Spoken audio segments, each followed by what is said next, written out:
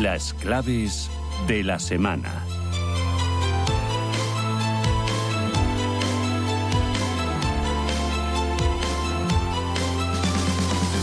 Las claves de la semana, lo importante, lo que realmente se cotiza en el mercado, con Pablo Gil, economista y creador de contenido de IG. Pablo, ¿qué tal? Buenos días. Pablo, buenos días. Con Pablo Gil vamos a analizar lo importante. Hola Pablo, ¿qué tal estás? Muy bien, ¿qué tal tú? Muy bien, de viernes ya.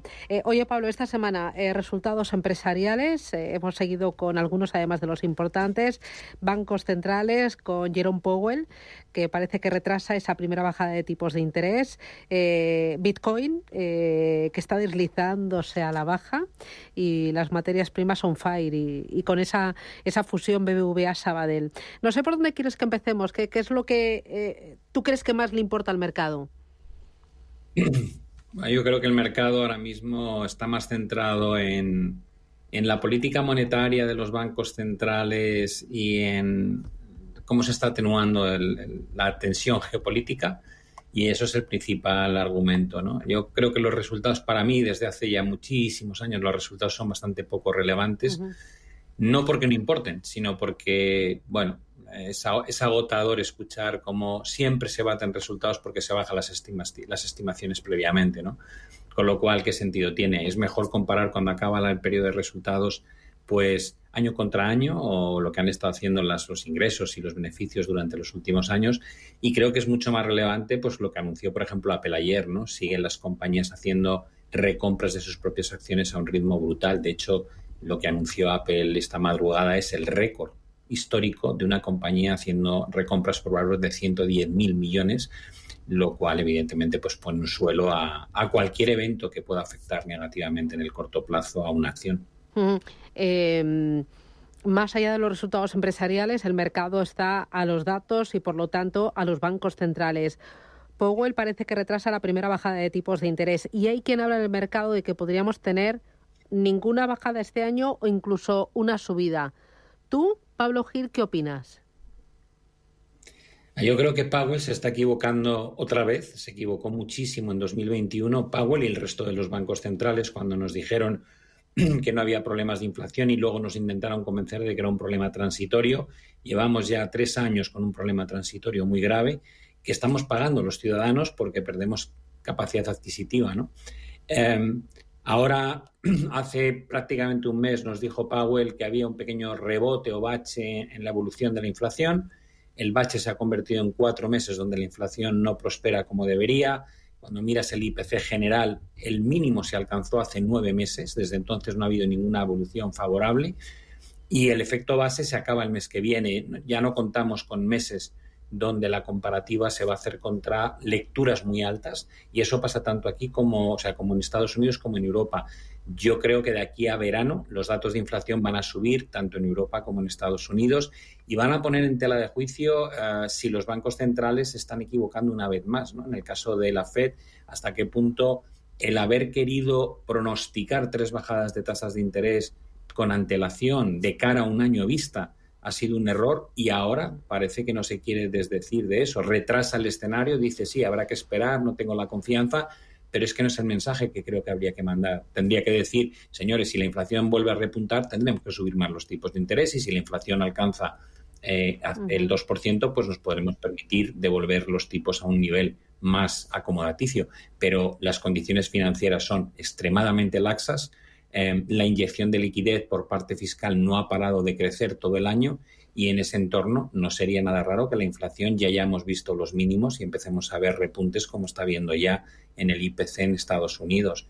Es un riesgo. ¿Esto que me dices serviría para Europa, o en Europa la situación es totalmente distinta porque las economías, sobre todo las importantes, Francia y Alemania, están más tocadas y bueno, la inflación parece más controlada?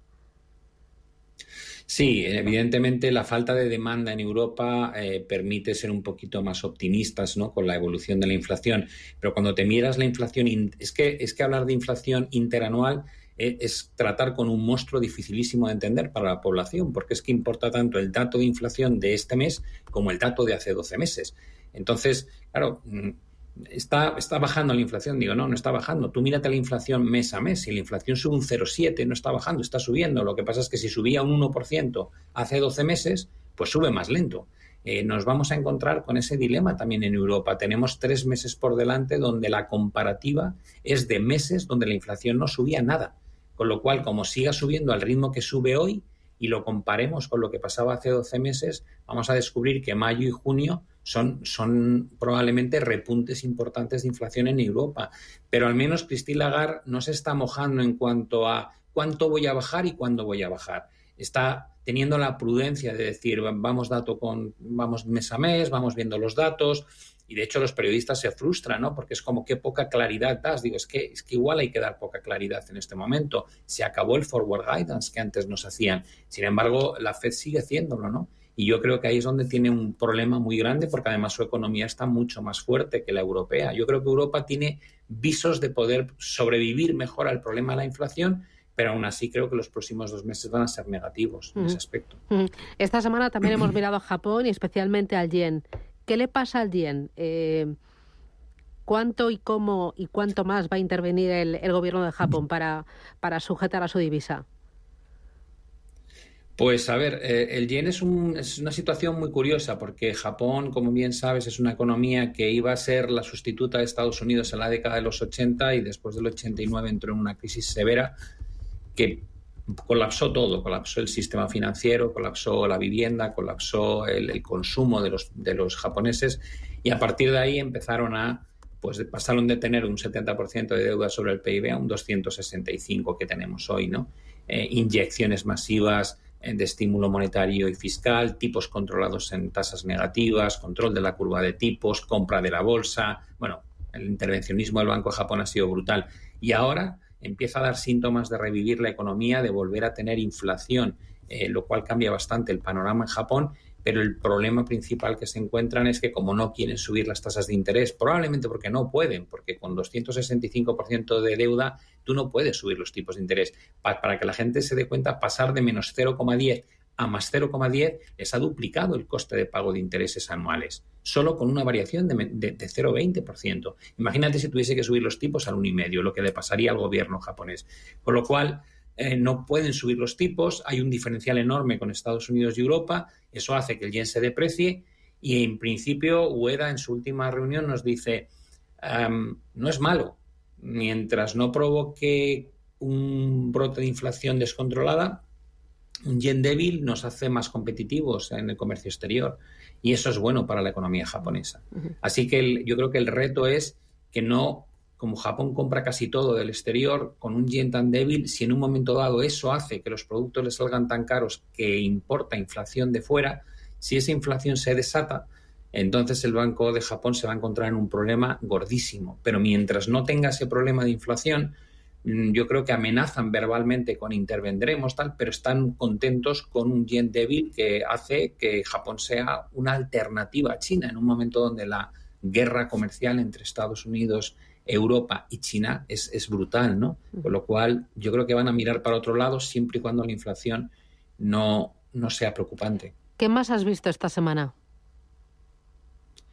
Bueno, existe mucho comentario sobre las criptomonedas. Bitcoin, hay gente que dice que se ha acabado, que ha sido un boom. Yo personalmente creo que las criptomonedas tienen, sobre todo más que las criptomonedas Bitcoin por centrar el tiro en ella, creo que tiene un futuro bueno por una sencilla razón. La oferta cada vez es menor y la demanda, como se está democratizando el acceso a Bitcoin, hemos visto eso, cómo se aprobaron en enero los ETFs por parte de la SEC, la demanda probablemente de forma lenta, pero va a seguir creciendo. Cuando tú metes más demanda y menos oferta, normalmente el precio reacciona positivamente. Con lo cual, perdón, yo no especulo con el corto plazo, sino que lo veo como una inversión interesante a medio largo plazo, lo mismo que el oro.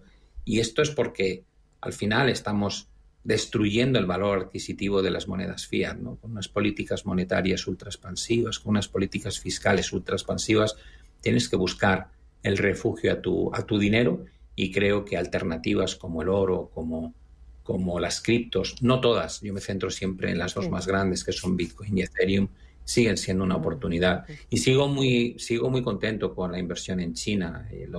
Hemos comentado tú y yo durante los últimos meses. Ya sube más que la bolsa americana este año. Empezó muy mal con un -15, ahora ya está con un +12.